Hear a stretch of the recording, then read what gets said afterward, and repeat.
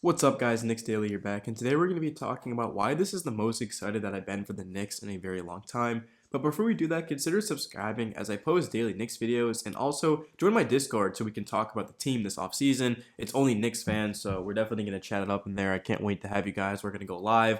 I'll bring you on. We can talk about the team, talk about moves. It's going to be lit this summer. We finna go crazy with it for real. But let's get into the video. So if we look at Leon Rose, he hasn't done anything for the Knicks besides draft very well, which is a huge thing. Like drafting well for a NBA team, a sports organization, is a huge deal. The reason why the Knicks are in a favorable situation despite missing the playoffs. And made it quickly. Tom Thibodeau, probably every player on the roster said that the goal was to make the playoffs. But for me, I didn't have a lot of expectations for the Knicks because I didn't know that Made It Quickly would look like a starting point guard, look like a star. I didn't know Obi Toppin had this in him. But clearly they do. Also, every single one of the Knicks not first round, every one of the Knicks draft picks has looked good.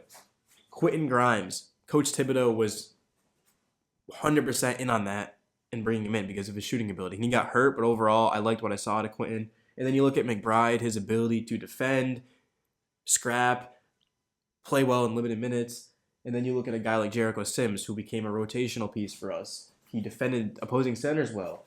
He's basically our plan B if we lose Mitchell Robinson in free agency, which hopefully doesn't happen because if you pair Mitchell Robinson with this young core, it's looking very promising. But, I mean, besides that, also the 2020 draft was huge. Emmanuel quickly, we took him, 25th? And then we took Obi Toppin at 8th. We ended up passing on Tyrese Haliburton, Tyrese Maxey, Sadiq Bey, and Cole Anthony at that position. But now it's not looking so bad because Obi finally went out there and got minutes after Randall was shut down for 5 games, and he looked like an absolute star. I mean, he had a pair of 20-point games, and then he had 35 and 42 points. He shot 46% from 3. That's a small sample size, don't get me wrong, but he received praise from Derrick Rose, who I don't know if he'll be a Hall of Famer. Fortunately, we know why that is, but he's still a very talented player, and he has a lot to do with the development of Emmanuel Quickly.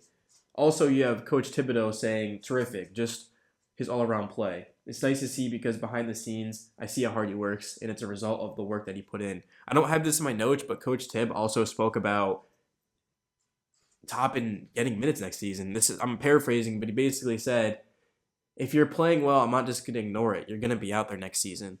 And I can't wait to see what's next for Obi Toppin, and I can't wait to see what's next for Emmanuel Quickly, who we'll get into in a little bit here. But I do want to touch upon just the overall Knicks roster because it's looking extremely bright. I don't want you guys to think that the Knicks are going to make a deep playoff run next season. I mean, they could, but they probably won't.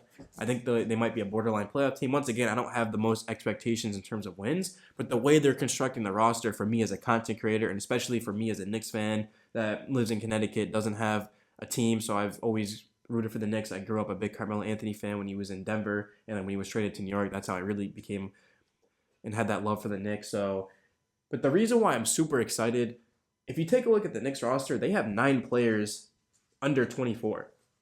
They also own 13 draft picks over the next 3 drafts, including 4 first-rounders. We currently have a 7.2% chance of landing a top 4 pick, which would completely change the franchise. If we end up with a top 4 pick, wow, would this video be completely different if we had a top 4 pick right now. But even if it doesn't, owning the 7th or 11th pick is more than enough, at least in my opinion.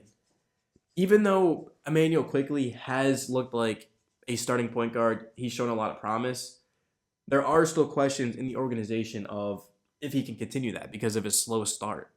But it's not really how you start, it's how you finish. He's a sophomore. I mean, this is a guy that is super young. I mean, what is he, 22, turning 23 over the summer? IQ, it's his work ethic to me. He has an insane work ethic, probably the best on the team. But with that being said, there's one player in particular that I think the Knicks will not just look to draft, I think they will draft. I think that's Ty Washington Jr. out of Kentucky. He's 6'3". He can play the 2, he can play the 1. When he was asked to play the 1 against Georgia, he put up a team record 17 assists. He's got good shot mechanics. He stays on balance with a jumper. He makes good decisions with the ball. He's got a 4.1 to 1.7 assist to turnover rate, which is similar to the way Emmanuel Quickly has been playing since March, pretty much identical. To me, though, let's say, hypothetically say that Mitchell Robinson leaves in free agency and we sign and trade him for Brunson. Let's say the Mavericks lose in the first round, which is a huge possibility to the Utah Jazz. I don't think they will if Luka plays in game 2, but let's say they lose and Brunson ends up coming to the Knicks. Well, now you can go out there and instead of drafting Washington, you can draft Jalen Duren, who's 6'10" with a 7'5" wingspan. He's described by scouts as an explosive athlete, good rebounder on both ends, and a very good shot blocker. He's very raw, but remember, this kid won't be 19 until November.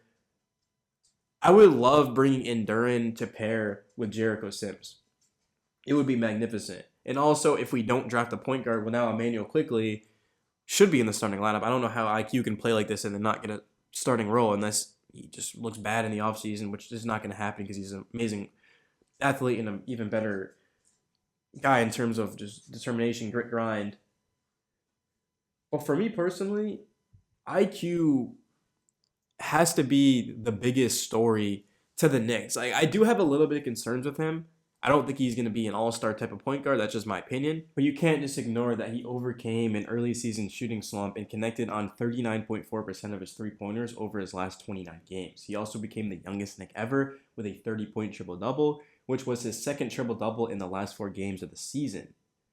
The 2021 Knicks draft class to go with the 2020 is looking extremely promising. I don't think there's one player in there that won't play a role for the Knicks next season, and I mean a role. I don't mean a guy that's going to come in and play 5-6 minutes. No, I think everyone here is going to be playing, and it's going to be exciting. To pair that with RJ Barrett, Cam Reddish, hopefully Mitchell Robinson does come back, and the team can make the playoffs next season.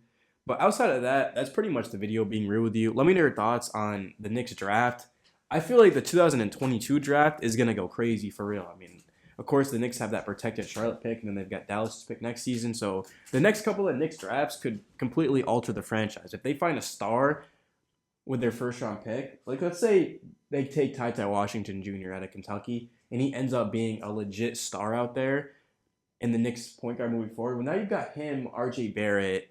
Hopefully we can move Julius Randle, and I'd be fine with getting picks back. I don't even think we need a player in that, but the Knicks, they've got talent. Don't forget, Cam Reddish has all-star potential. He's a 6'8" scoring machine.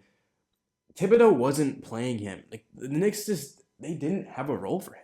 They went out and got him, but that was the management. It wasn't Coach Tibb. He didn't even want Cam Reddish. Correct me if I'm wrong, please. I probably shouldn't be speaking about that without a report, but from what I was told from people, Thibodeau just didn't want Cam Reddish, and that's why he wasn't playing. So I personally don't want Coach Tibb back. I don't think he's a bad coach. I think he's great defensively.